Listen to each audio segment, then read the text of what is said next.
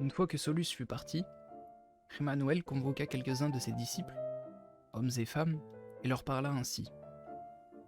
Vous savez que la Pâque aura lieu dans 2 jours, et que je serai livré au tribunal pour être crucifié, selon une prédiction que j'ai faite, et dont j'ai compris plusieurs choses.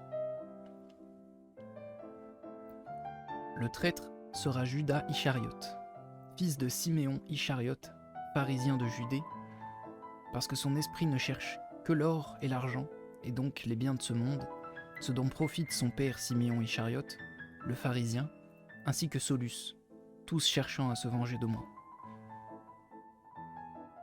C'est ainsi qu'il me livrera pour 30 pièces d'argent, parce qu'il s'est laissé entraîner à la confusion par son avarice et par la haine de son père contre moi.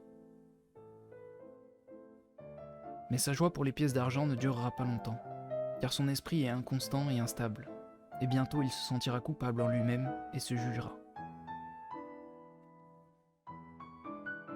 Mais comme Judas Iscariote est sans courage, lâche, et donc peu savant, il mettra sa ceinture autour de son cou et se prendra à une branche. En vérité, je vous le dis, bien que le suicide de Judas Iscariote paraisse juste, il n'en est pas moins injuste. Il est néanmoins injuste, c'est pourquoi j'ai parlé avec lui, et je lui ai dit que ce qu'il va faire est injuste. Je lui ai donc dit ce que je savais de sa trahison, mais il n'a pas écouté mes paroles et a menti en disant qu'il ne savait pas de quoi je parlais et qu'il ne cherchait pas à trahir.